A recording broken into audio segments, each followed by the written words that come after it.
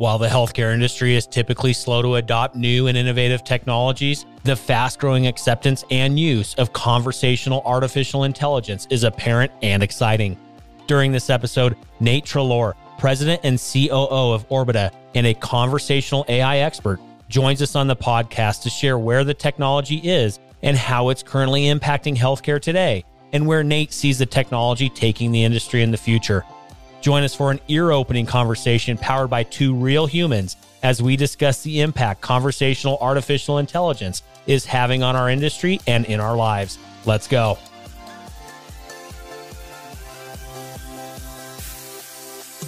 Welcome to Passionate Pioneers with Mike Biselli, where we highlight and speak with the innovators, the game changers, and the pioneers who are deeply passionate and relentless in solving the problems our world is facing today. This is your opportunity to connect with and learn from these leaders and to support them on their mission. Perhaps they will soon be hearing your story as well. This is Passionate Pioneers with Mike Biselli. I look forward to having you on this journey with us.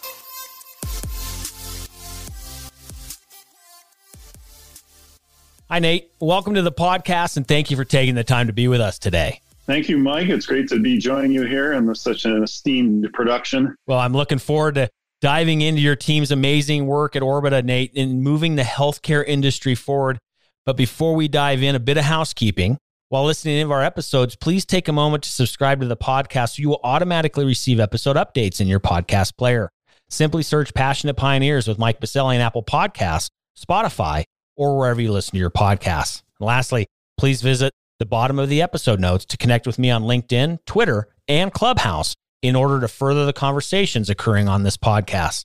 All right, Nate, it's almost time for our community to learn how Orbita is powering virtual health assistants that help healthcare organizations engage patients, improve outcomes, and reduce costs. But first, I'm going to randomly select an icebreaker question so we can get to know you personally. Let's see what comes up. Ooh, we're talking travel. And I know we can't do it right now. We're locked down in the pandemic. That's, we're doing our part. But where is your favorite place on earth and why? Oh, it's a good one. I will have to say, well, I would normally say on top of pretty much any mountain. I used to be a pretty avid mountaineer, but I'm going to pick a particular mountain, which is Mount Monadnock, which is about an hour from my house in southern New Hampshire. And anybody who's lived in New England will be familiar with it. It's one of the most climbed mountains in the world, I believe, but I just love it. I love being on top of that mountain and seeing the views, particularly in the autumn. So that's my nirvana, right on top of that mountain. I'm right there with you in mountains. I live in Colorado, so I'm surrounded by them. We have I think over 14,000 foot peaks. What's the elevation? Give me a sense of how tall that mountain is out there. Well, you won't lose your breath on Monadnock. I think it's 3,200 feet, but I've done a few 14ers and I can compare. It ain't the same, Mike, but just as beautiful. Oh, I'm sure it is. I tell you, I went out there for the fall colors on the East Coast a number of years ago, and I was just absolutely stunned at the beauty. It's a beautiful area of the country. You do live in God's country, and I can see why you love it so much. I'm a big fan of mountains as well. It's why I choose to live here in Colorado. So thank you for sharing a little bit about yourself. I do appreciate that, Nate, and I'm looking forward to discussing your journey and mission with Orbita after we get back from thanking our community champion sponsor. The need for resilient healthcare professionals who can navigate change and crises is higher than ever before. Traditional education has fallen short of providing the necessary skills for when and how they're needed. Dignity Health Global Education fills the educational gap and reimagines workforce development for clinical and non-clinical professionals across the sector. At the intersection of EdTech and custom corporate training, DHGE offers online programs that foster authentic leadership, data-driven decision-making, and entrepreneurial innovation. Developed with CEOs and CNOs, DHGE programs combine industry expertise and top-tier academic knowledge from industry leaders like Duke CE, ASU's Thunderbird, and Pepperdine Grazia-Dio. To learn how DHGE can guarantee an improved ROI on education for your organization, head over to dhge.org or visit the episode notes and click on their link. We are back with Nate Treloar, President and COO of Orbita, and we have a lot to discuss. Nate, thanks again for being with us today. You and the team have been at it now for over 6 years at Orbita. You're doing great things. Our team over here at Olive, that is my day job. I'm not a full-time podcaster quite yet, but our team at Olive has been very impressed with what you guys are doing in the industry. You guys have been at it for some time. So give us a little bit of that background. How did Orbita come to be? How did the company get founded? And then we'll talk about where things are currently. I know a lot of things have also been changing rapidly because of COVID-19, and we'll also discuss where things are going as well. But give us a little bit of that journey of how Orbita came to be in the first place. Yeah, it has been almost exactly 6 years. I think 6 years on the 2nd of April this year, so coming up. And it has been quite a journey, Mike, I will tell you. The real story behind Orbita is that when we founded the company, our original message and mission was not quite where it is right now. We've gone through a couple of pivots, but it's not uncommon. Startup companies learn as they go, and we learned quite a lot. And we fell into the current incarnation really through a combination of things. One is we had already built some very compelling technology associated with the connected cell. Think of the Fitbits and the connected scale. And the technology we had built was able to collect the data from those kind of devices and create analysis and application flow that would allow the users of these devices and other people to basically mine that information and provide value-added services around it, very generally. But as we built that technology, we realized we had something that was very applicable in healthcare. And we ended up treating these next generation devices like these smart speakers, the Amazon Alexa and Google Assistant devices as other forms of input. And we realized that by doing so, we had a platform that would allow our clients, our partners, to tap into the power and potential of these conversational voice and sometimes chat-powered experiences to improve one of the big problems in healthcare, which is patient engagement. How do you reach patients between those episodes of clinical care and do it in a way that is automated but doesn't lose empathy? So when we started the business, we weren't in that mode. About 4 years ago, we really started going after it. And we made a name for ourselves in the voice-assisted, virtual assistive space in healthcare. We are completely focused on the healthcare market, which allows us to concentrate on those patterns, those use cases that are most prevalent in the healthcare industry. How do you answer questions? Supporting symptom triage, supporting coaching and assessment surveys, and all these variations that are often done by people in call centers, by nurses, clinicians. We are able to do it through the automation of empathetic, intelligent bots. That's our claim to fame. And we'll start talking a little bit about current state and where you are with Orbita and all of that. But Nate, as an industry leader in this space, is this technology still young, not just for healthcare, but just writ large? Is this technology still young? Do we still have a long way to go? How reliable is it? For the lay person out there, Nate, where are we in regards to the journey and the cycle of this technology? Yeah, if I were to put it on a scale, on a spectrum, what inning we're in on this, from 1 to 9, I would say we're maybe in the 3rd inning, approaching the 4th inning, not quite to the 7th inning stretch. And the reason I say that is less about whether the technology is there. It's more the applications and the use cases and the awareness of how this technology can be applied. What we've learned over the last few years and what's happened over the last few years is technologies, AI in general, specialized versions of AI like speech recognition and voice synthesis and other technologies like that have advanced so much in just the last 5 or 6 years that what was not possible 6 years ago is very much possible now. And most people who have been using voice recognition technology of late to do things like speak their text messages or interact with any of the kind of devices like I mentioned, the Amazon devices, Google devices, and others, are aware that these technologies have gotten much, much better. So what is happening is that in the healthcare industry in particular, which is not well known for being on the forefront of innovation generally, they tend to be some years behind other industries.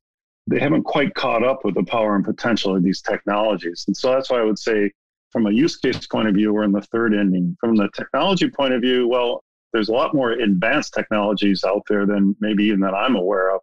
But we're further along than the use cases, which is one of the most exciting and interesting aspects of being in this space. And why has it been important for you and the team at Orbita to stay laser focused on healthcare, not necessarily being industry agnostic? You mentioned that earlier. Why was that such an important decision, and why is that beneficial to the healthcare industry? Well, it was important to us for reasons of focus, just to prioritize where we're going to spend our time.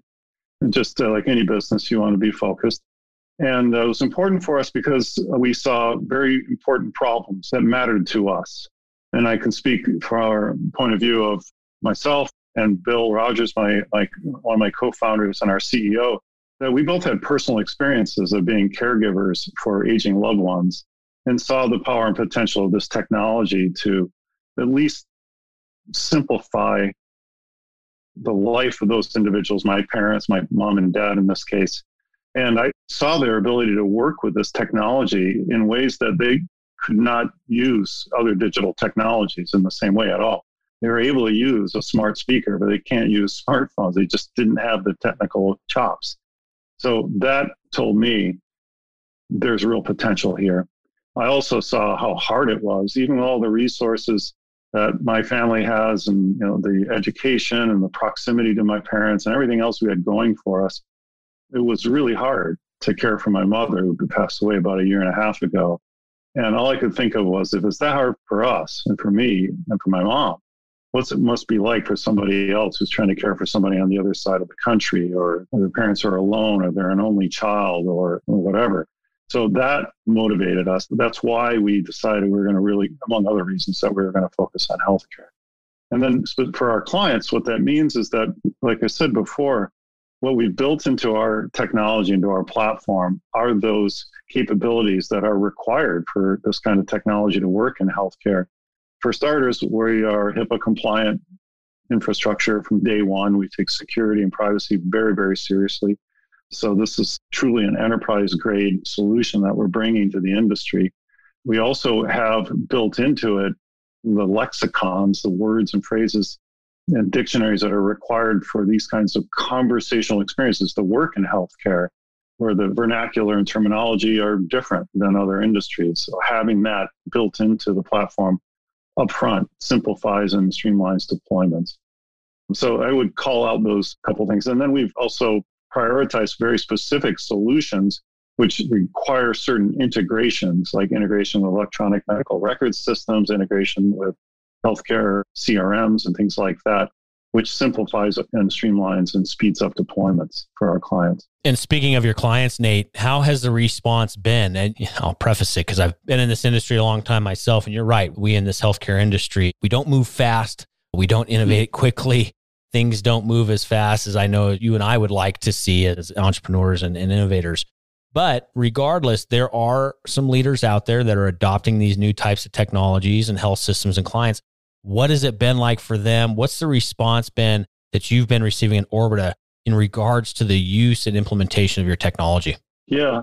Well, first I'll say that the past 12 months has changed things a little bit, but in many respects, some of the same approaches apply. There's a lot of pilots that move to production, and the usual path of deployment is still prevalent. We're seeing a lot of healthcare systems, I'll speak to that side of the coin for a moment, that have implemented innovation teams. And some of our earliest projects and our earliest engagements came through those angles, those channels.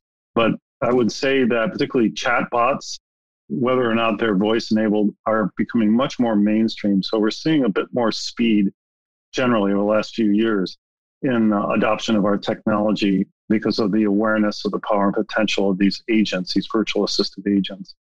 And then the pandemic has really changed the adoption rate and curve for some of our clients, and this particularly for use cases that are related to pandemic response. So we've had, I think in the spring of last year, we had one net new client come to us, and not only did we sign within 2 weeks, I think we deployed within 3 weeks of our first contact. I mean, that's really unprecedented. This is unprecedented in this industry, usually where sales cycles can last 12 to 18 months in some cases. So again, caveat, the last 12 months have been a bit different, but we're definitely seeing a faster adoption rate of some of the technologies and solutions we're bringing to market compared to, say, where we were 3 or 4 years ago. Yeah, absolutely. And I'm seeing it across the board as well. But let's stay on COVID-19 for just a bit, Nate. Can you describe what the problem has been for our health systems? I know, and now there's a whole new piece of the pandemic, and now we're in this vaccination mode. What are the problems specific that Orbita is helping the health system solve with your technology in the face of this pandemic? There are a few, but primarily are related to how do you scale support of patients through the problem of everything from getting access to information about the virus and treatment, getting access to information about the vaccine, but also operationally, how do you actually schedule vaccine appointments? How do you manage those? And then outreach campaigns is something that's a little bit more recent for us. If you think about these virtual assistive bots, most of them are passive. They're waiting for somebody to come to the website and interact with the bot or interact with it over an IVR system. We are doing campaigns where we actually deliver the experience in the form of an initial email, phone call, and or a text message. So that bot, which basically is designed to check in with the patient, is delivered through multiple modalities and has the ability to cascade. So you can start with one, say send an email. If the patient doesn't respond to the email inquiry, it follows up with a text message and then an actual phone call. And the reason for doing that is just to ensure that the patient engages and responds. So that specific example was a negative COVID test outreach program, bot driven. And this was back we first did it last summer, and it's still running and it's morphed into a vaccine outreach program.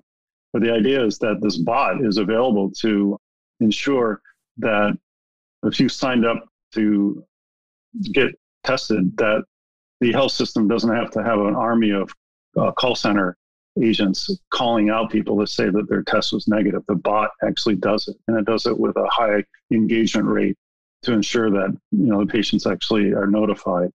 The vaccine outreach program is a variation on that, still bot driven, but it's designed to ensure that if somebody is signed up for a vaccine, that it can reach out to them and confirm the appointment and confirm their eligibility to receive the vaccine.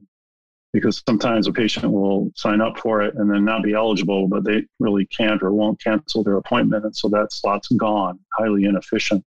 So engagement, making sure patients are actually eligible to receive the vaccine. And then also just simply offloading the call center, because these systems are just saturated. They do not have the resources to do the outreach and support those inquiries.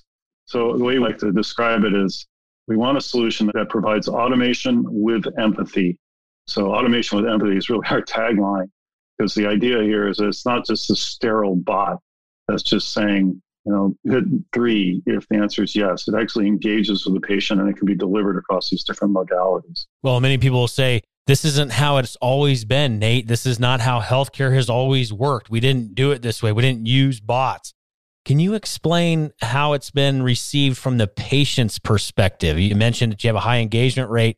These are the new waves of reality for healthcare, whether the established industry likes it or not. We have to go there. We cannot sustain where we're at and deliver on what's needed. Like you said, we don't have enough resources. And so we need to start relying on technology and innovation a team like Orbita is bringing to the industry. But can you share the reception from the patient's perspective? How has it been from the patient and their engagement with Orbita?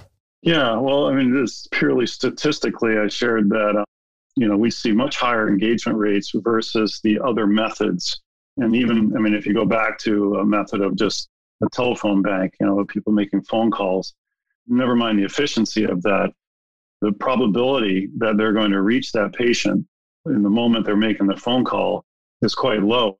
Whereas a bot that's able to send a text message, then an email, and then a follow-up, and it can do it really pretty much any hour of the day, and also be available if the patient doesn't pick up that text message until 2 a.m, and it's too late for them to call in and say, yeah, I don't need that appointment. They can at least respond to the bot and say yes or no, or interact with the questions that the bot is asking.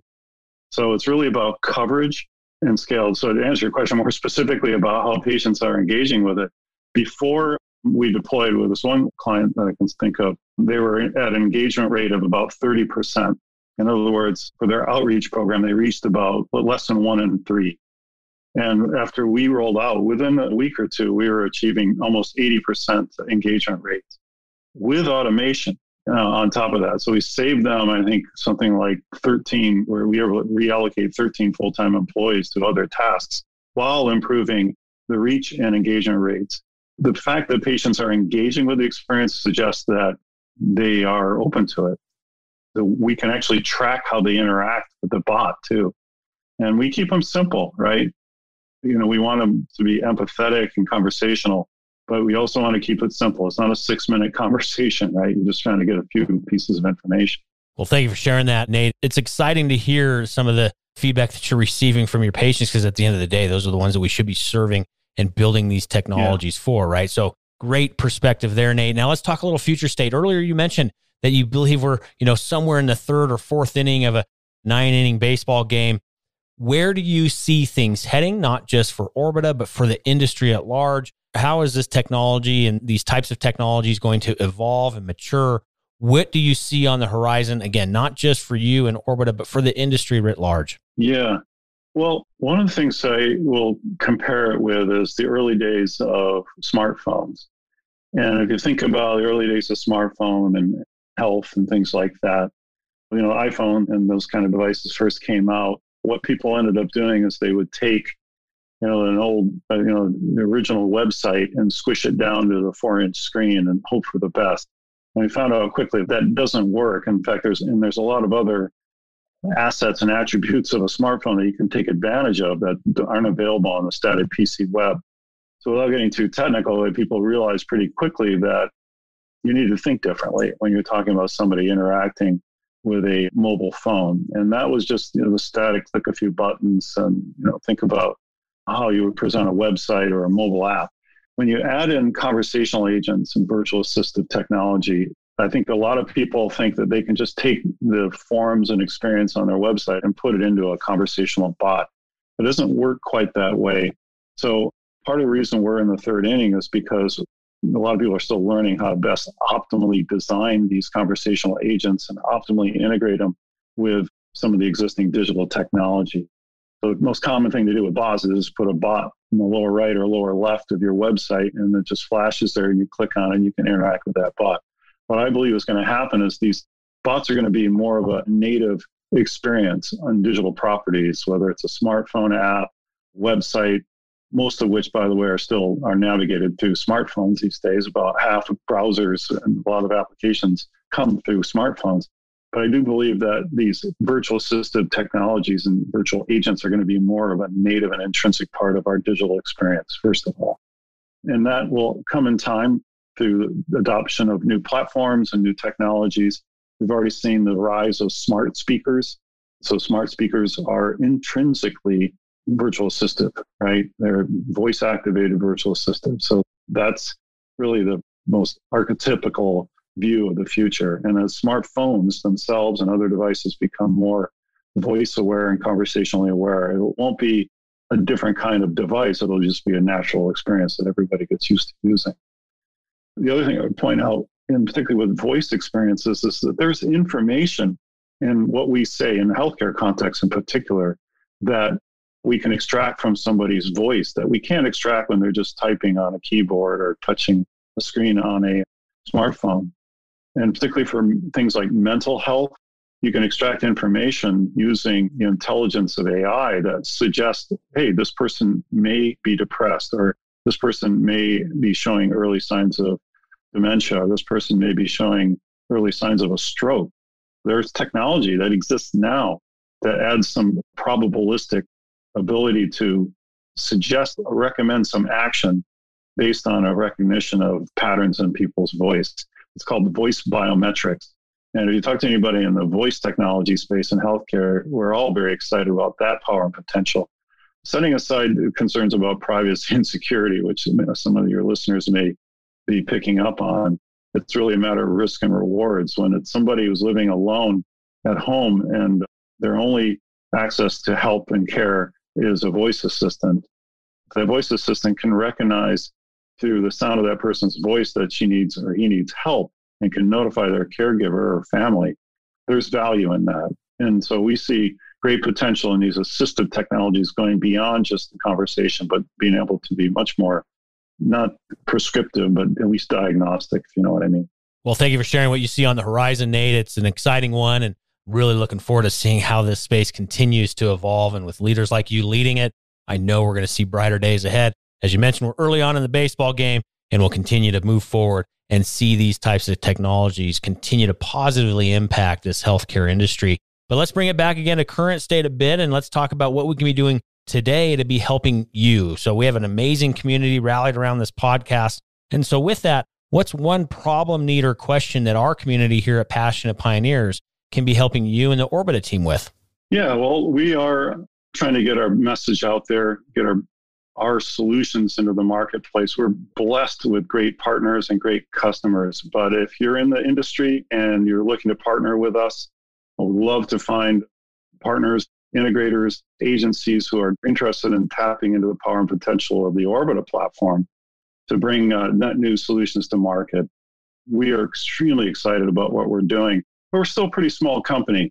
Like I said, we got a good pedigree list of clients and partners. But we're really looking to grow and take this compelling technology and solutions to the next level. Well, the only way some of our community can do that is to be able to get a hold of you, Nate. So where do we find you online, social media handles, websites, or otherwise? How do we get a hold of you? You can get a hold of me personally by just emailing me at Nate, N-A-T-E, at orbita.ai. And Orbita is spelled O-R-B-I-T-A, just like orbital without the L. Orbita.ai. That's our website as well. We'd love to hear from your listeners, anybody who's doing work in this area, regardless of where you are in your journey. I'm also on LinkedIn, just N Treloar, first initial last name, and you can find me with that same handle on Twitter. Easy enough. And we'll have all those contact points in the episode notes. So in your favorite podcast player, just simply scroll down and click on through to get a hold of Nate and the Orbita team. Also, all those contact points will be in a post over at passionatepioneers.com where you can leave comments, questions, feedback, ideas, or otherwise for Nate and the team to review over there as well. Again, passionatepioneers.com. Well, thank you for sharing that, Nate. We're going to close it down here so we can get you back to building your company and continuing to move this industry forward. But I have a fill in the blank. I'm a passionate pioneer because I believe what we're doing really matters. And I saw it with my parents. I've seen it with our clients. And it's such a privilege to be doing something that you know is making a difference. So that's where the passion comes from, Mike. I love it. Well said, and way to wrap it all up for us here, Nate. I do appreciate it. And of course, thank you so much for taking the pit stop. And, I know you're not on the mountain right now. We're having this podcast, but hopefully you can take some time to get out on the mountain and out in the wild a little bit and enjoy the outdoors. You have a beautiful area where you live. And also when we can start traveling again, don't be shy. Come on over to Colorado. We'd love to see you here as well. But for now, Nate. Oh, I love it out there. Would love to be out there with you. Well, we'd love to host you when it's safe to do so. And we can also, of course, talk about some conversational AI while we're at it as well. But for now, Nate, thank you so much for joining us on the podcast today. I do appreciate it. Look forward to continuing to follow you and the Orbita story. But for now, thank you for being with us. Thank you, Mike.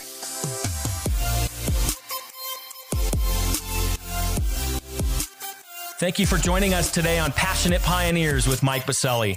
We'd love to hear your feedback about the podcast so we can continue to improve this community and to further support the pioneers being featured. Lastly, please take a moment to subscribe to the podcast and invite your friends and colleagues to join us. This is Passionate Pioneers with Mike Biselli. I look forward to having you back with us during our next episode.